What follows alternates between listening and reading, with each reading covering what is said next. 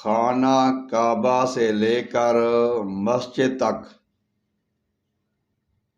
خانہ کعبہ سے لے کر مسجد تک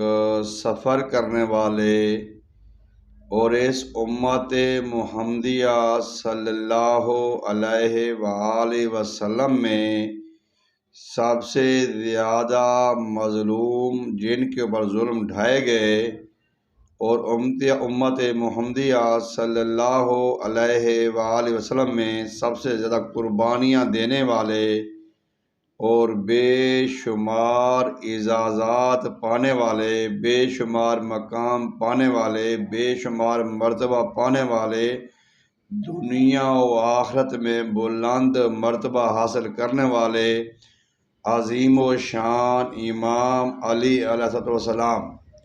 حضرت علی رضی اللہ تعالیٰ عنہ کرم اللہ وجہہ اور علیہ السلام کی جو حیات مبارکہ ہے، یہ ہر پہلو سے، ہر اینگل سے ہمارے لیے بہترین نمونہ ہے۔ روئے زمین پر اس طرح کا مقدس خاندان، مقدس اولاد انبیاء کرام کے بعد کسی کو نصیب نہیں ہوئی جو مقام و مرتبہ اللہ تبارک و تعالیٰ نے اس عظیم گھرانے کو دیا ہے۔ حضرت علی علیہ السلام کی ولادت بسعادت خانہ کعبہ میں ہوئی اور شہادت 18 یا 19 رمضان المبارک کو مسجد میں ہوئی۔ اس درمیانی وقفے کا اگر ہم غور سے معائنہ کریں تو آپ کا ایک ایک لمحہ، ایک ایک گھڑی، ایک ایک دن، مہینہ، سال حکمتوں سے، کرامتوں سے اور آزمائشوں میں فل ہیں۔ حضرت علی رضی اللہ تعالی عنہ حضور نبی کریم صلی اللہ علیہ وآلہ وسلم کے سگے چچا حضرت ابو طالب علیہ السلام کے صاحبزادے ہیں، چچا زاد بھائی ہیں، عمر میں آپ سے تقریباً 30 سال چھوٹے ہیں۔ جب سرکار دو عالم صلی اللہ علیہ وآلہ وسلم نے اللہ کے حکم سے نبوت کا اعلان فرمایا 40 سال کی عمر میں، تو اس وقت حضرت علی علیہ السلام کی عمر مبارک 10 سال تھی،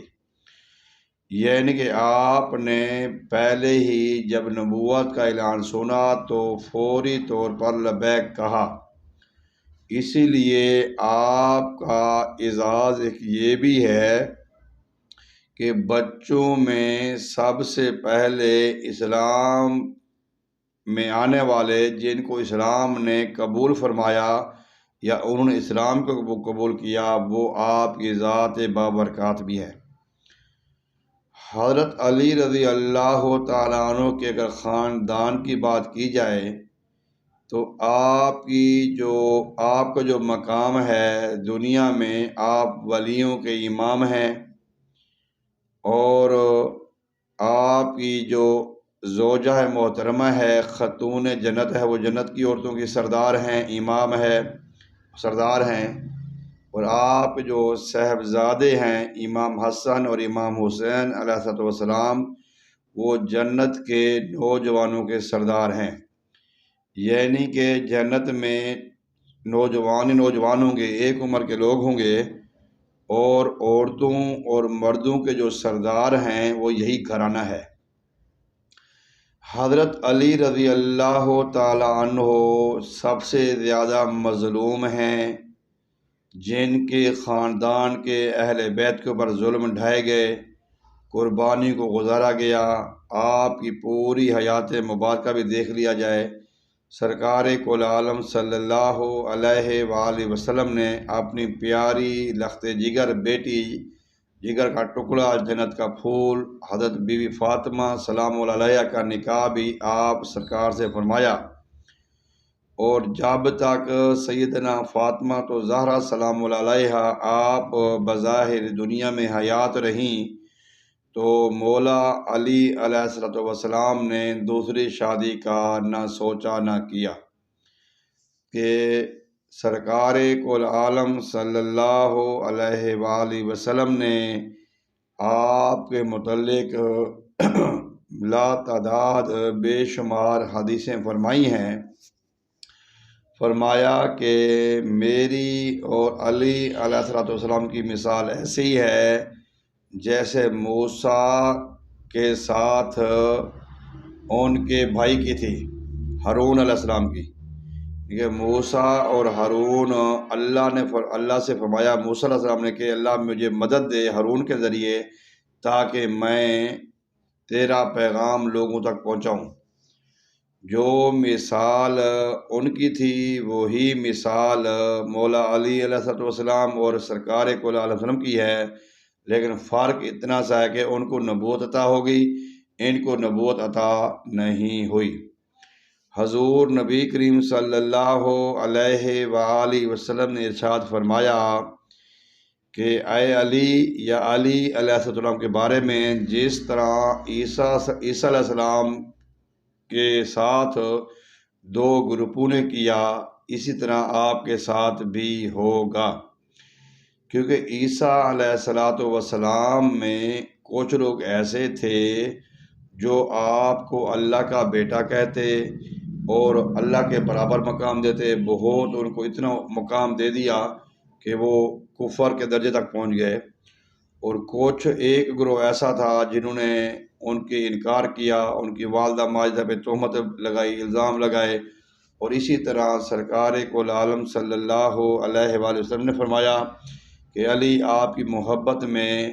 کچھ لوگ اس قدر حد سے تجاوز کر جائیں گے، اس قدر آپ کو مقام و مرتبہ دیں گے جو آپ نہیں ہوں گے، اور کچھ لوگ آپ کے بغض میں، آپ کی مخالفت میں ایسے گر جائیں گے کہ وہ دونوں کے لیے آپ صلی اللہ علیہ وسلم نے اچھی بات نہیں فرمائی۔ حضور نبی کریم صلی اللہ علیہ وآلہ وسلم نے حجۃ الوداع کی واپسی کے موقع پر بھی کچھ لوگوں کی شکوک کو دور کرنے کے لیے آپ نے حضرت علی علیہ السلام کا ہاتھ تھام کر فرمایا جس کا میں مولا ہوں وہ اس کا علی بھی مولا ہے،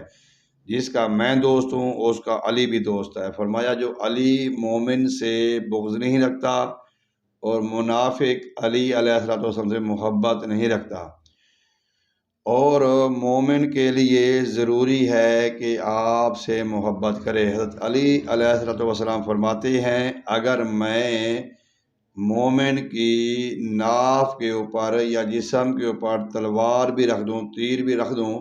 پھر بھی مجھے برا نہیں کہے گا، کیونکہ سرکار کل عالم صلی اللہ علیہ وسلم نے فرمایا ہے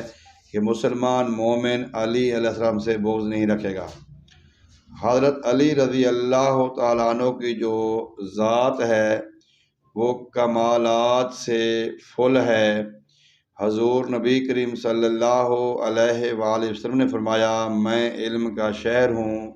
علی اس کا دروازہ ہے۔ علم میں آپ کو اتنا بڑا مقام اور مرتبہ عطا ہوا شاید ہی کسی کے پاس ہو۔ حضور نبی کریم صلی اللہ علیہ وآلہ وسلم کے جو صحابہ کرام ہیں، اصحاب ہیں، ان کا مقام اپنا اپنا ہے۔ ہم جب یہ بات، میں اپنی ایک ذہن کی بات کرتا ہوں، جب ہم بات کرتے ہیں کہ جو حضور کے سارے صحابہ ہیں وہ ستاروں کی مانند ہیں، تو ستاروں کی بھی مثال ایسی ہے، کوئی بڑا ہے، کوئی چھوٹا ہے، کوئی چمکتا ہے، کوئی نہیں چمکتا۔ تو حضور نبی کریم صلی اللہ علیہ وآلہ وسلم کے جو اصحاب میں جو مقام و مرتبہ حضرت علی علیہ السلام کو ملا وہ شاید ہی باقی کو نہ مل سکا۔ علم بہت بڑا ہے، عمل بہت بڑا ہے، قربانی بہت بڑی ہے، اور اسی لیے ان کی محبت سے ہمارے سینے منور ہوں گے، اور ان کی محبت کے بغیر ہمارا ایمان مکمل نہیں ہے۔ ہمارے ایمان میں رکاوٹ ہے، ہمارے ایمان میں خامیاں ہیں ان کی محبت کے بغیر۔ حضرت علی رضی اللہ تعالیٰ عنہ کے پاس علم کے بے شمار کمالات ہیں، جن میں میں چند ایک آپ کے سامنے رکھوں گا۔ ایک مرتبہ جبریل علیہ السلام حضرت علی رضی اللہ کے پاس تشریف لے آئے تو آپ کے سامنے بیٹھ گئے، تو عرض انسانی شکل میں تو پوچھتے ہیں، اے علی علیہ السلام، میں فلاں علاقے کا دیہاتی ہوں، وہاں سے آیا ہوں آپ کے پاس، میں نے سنا ہے کہ آپ کے پاس بہت بڑا علم ہے، آپ بہت جانتے ہیں، بہت سمجھتے ہیں، تو کیا مجھے یہ بتا سکتے ہیں کہ اس وقت جبریل علیہ السلام کہاں پہ ہیں؟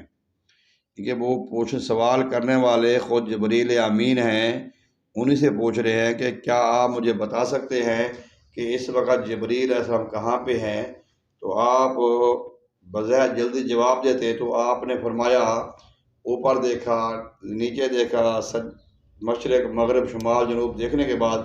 فرمایا کہ پوری کائنات میں جبریل نہیں ہے، اے سوال کرنے والے تو ہی جبریل ہوگا۔ وہ مان کے بات۔ حضرت علی رضی اللہ تعالیٰ عنہ علیہ السلام صحابہ کرام بھی اپنے فیصلے انہی سے کرواتے تھے۔ جب آپ خلیفہ بنے تو آپ کی خلافت کا ایک بہت ہی مشہور واقعہ ہے کہ آپ کی زرہ گم ہو گئی، تو آپ نے تلاش کی، کافی تلاش کے بعد آپ کو زرہ نہ ملی۔ آپ نے کچھ عرصے کے بعد، کچھ دن کے بعد ایک یہودی کے بعد وہ زرہ دیکھی، تو کہنے لگے کہ یہ زرہ میری ہے۔ یہودی جانتا تھا کہ زرہ میں نے چوری کیا ہے یا میرے پاس چوری کی آئی ہے، یہ انہی کی ہے، تو یہودی نے کہا جی میں کیسے مان جاؤں یہ آپ کی ہے، لہٰذا آپ عدالت میں کیس کریں، جو قاضی صاحب کا فیصلہ ہوگا وہ مجھے بھی قبول ہوگا، آپ کو بھی قبول ہوگا، تو لہٰذا آپ امیر المومنین ہیں، وقت کے بادشاہ ہیں، وقت کے حاکم ہیں، جو قاضی تھا، جو چیف جسٹس تھے وہ آپ کے متحد تھے، تو آپ نے اس قاضی کی عدالت میں کیس کیا کہ یہ جو زرہ ہے یہودی کے پاس میری ہے، یہ اس نے ناحق قبض کر رکھا ہے۔ تو وہ فرماتے ہیں قاضی صاحب کہ امیر المومنین، آپ وقت کے بادشاہ ہیں، امیر المومنین ہیں، لیکن اس وقت آپ ایک کیس کے سلسلے میں میرے پاس آئے ہیں، لہٰذا آپ کارروائی کے دوران یہودی کے سامنے کھڑے ہو جائیں۔ تو آپ نے کوئی آر محسوس نہیں کی، کوئی تکلیف محسوس نہیں کی، آپ یہودی کے سامنے کھڑے ہو گئے۔ کیس کی سماعت شروع ہوئی، کیس کی کارروائی شروع ہوئی، تو وقت کے قاضی فرماتے ہیں جی فیصلہ معاملہ شروع کیا جائے، تو آپ علیہ السلام فرماتے ہیں قاضی صاحب یہ زرہ میری ہے، یہودی ناحق قابض ہو چکا ہے، تو آپ نے فرمایا کہ کوئی گواہ ہے؟ یہودی نے انکار کیا، تو آپ نے کہا کوئی گواہ ہے؟ تو فرمایا ہاں میرا بیٹا حسن علیہ السلام ہیں، ان کو پتہ ہے زرہ میری ہے، وہ گواہی دیں گے۔ غور فرمائیں، وقت کے قاضی نے کہا جو آپ کے متحد تھا، اس نے کہا کہ اے امام علیہ السلام، اس وقت آپ عدالت میں ہیں اور جو آپ کا گواہ ہے وہ ہے آپ کا بیٹا، اور بیٹے نے باپ کی سیر لینی ہے، لہٰذا یہ عدالت آپ کی گواہی کو تسلیم نہیں کرتی۔ پھر آپ نے فرمایا دوسرا میرا گواہ ہے، وہ ہے عنبر رضی اللہ عنہ، وہ آپ کے غلام تھے۔ تو وقت کے قاضی نے کہا امیر المومن یہ بھی آپ بخوبی جانتے ہیں کہ جو آپ کا غلام ہے وہ بھی آپ کی سیر لے گا، لہٰذا نہ تو آپ کے بیٹے کی گواہی مانی جائے گی، تسلیم ہوگی، نہ آپ کے غلام عنبر کی ہوگی۔ تو انہوں نے فرمایا ان کے علاوہ میرا کوئی اور گواہ نہیں ہے۔ جب امام علیہ السلام نے فرمایا تو قاضی نے فیصلہ کیا کہ امیر المومنین کوئی پائیدار گواہ پیش نہ کر سکے، لہٰذا یہ جو زرہ کا حقدار ہے یہودی ہے، یہودی کے حوالے کی جائے۔ وہ فیصلہ لکھنے لگے تو یہودی سامنے سے آیا اور حضرت علی رضی اللہ تعالیٰ علیہ السلام کے قدموں میں گر گیا اور آ کے معافی مانگتا ہے قاضی وقت کے سامنے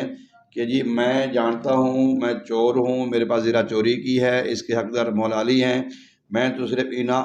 انصاف دیکھنا تھا، میں نے انصاف دیکھا ہے، واقعی کمال کا انصاف ہے۔ تو وہ وہیں پہ کھڑا مسلمان ہو گیا، اور حضرت علی علیہ السلام نے وہ زرہ بھی ان کو تحفے میں دے دی۔ حضرت علی رضی اللہ تعالیٰ عنہ علیہ السلام کی جو حیات مبارکہ ہے، آپ کے گھر سے، آپ کے لنگر سے لا تعداد پوری امت اس وقت بھی پڑھ رہی ہے ان کے لنگر سے، اور پوری امت ان کے گھر سے کھا رہی ہے۔ تو اس وقت بھی پوری امت بے شمار لوگ ان کے گھر سے کھاتے تھے، اور وہاں سے کوئی سائل کبھی خالی نہیں گیا۔ ایک مرتبہ آپ کسی فقیر نے، بھوکے انسان نے آپ سے 2 روٹیاں مانگی، تو فرمایا کسی اونٹ میں ہوں گی، اونٹ میں، تو پتہ نہیں تھا کہ کس اونٹ میں ہیں، تو فرمایا پھر سارے اونٹ دے دو، گویا کہ 1-2 روٹی کی خاطر پورے اونٹوں کی قطار دے دی۔ ایک مرتبہ آپ کے در پہ فقیر مانگنے کے لیے آتا ہے تو آپ قرضہ اٹھا دیتے ہیں، نہ جانے کیا کچھ کرتے ہیں، لیکن مانگنے والے کو اپنے گھر سے خالی نہیں بھیجتے۔ عزیزان گرامی، بے شمار کمالات ہیں آپ علیہ السلام کے،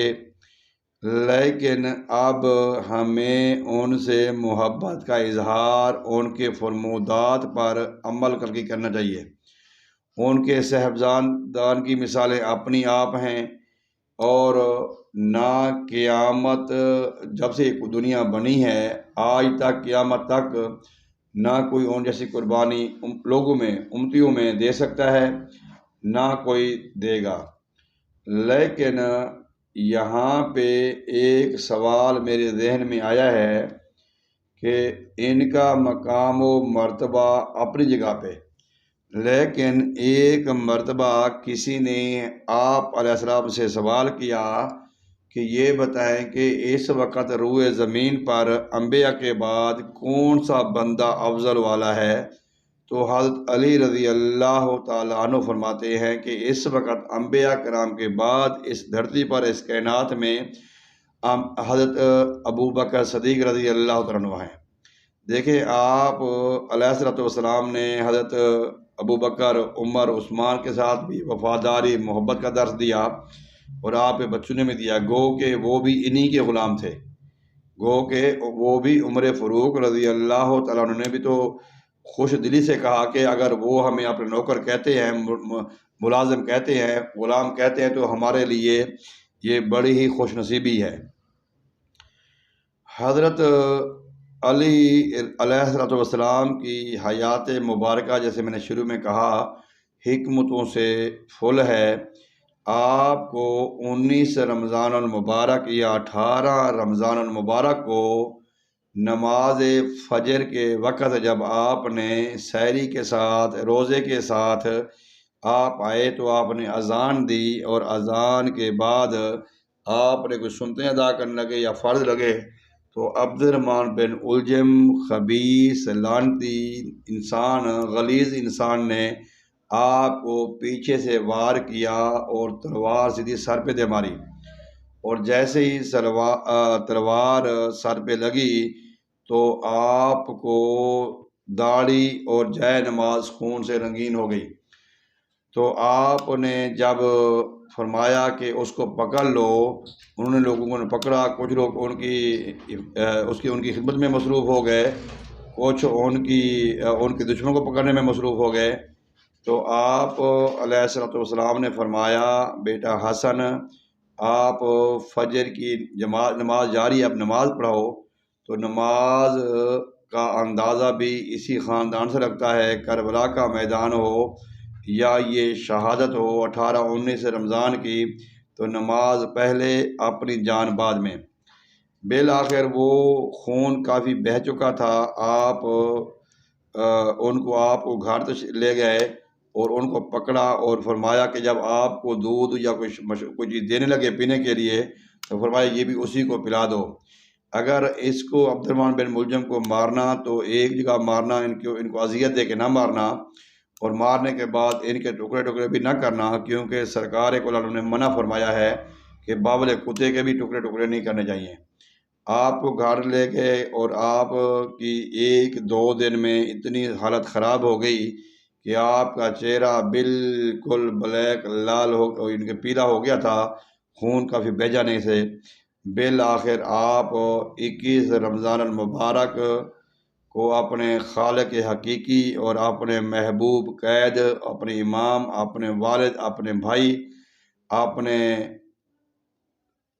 اپنے وفادار سرکار کل عالم کی بارگاہ میں پہنچے۔ انا للہ و انا الیہ راجعون۔ 21 رمضان المبارک ان کا یوم شہادت بڑے عزم و احترام سے قرآن کی صورتوں کے ساتھ، قرآنی آیات کے ساتھ، ذکر اذکار کے ساتھ اور لنگر تبرک تقسیم کرنے کے ساتھ ساتھ منایا جاتا ہے۔ اللہ تبارک و تعالی ہم سب کو بھی ان کے نقش قدم پہ چلنے کی توفیق عطا فرمائے اور ان کے فرمودات کے مطابق زندگی گزارنے کی توفیق عطا فرمائے۔ وآخر دعوانا ان الحمدللہ رب العالمین۔ السلام علیکم ورحمۃ اللہ وبرکاتہ۔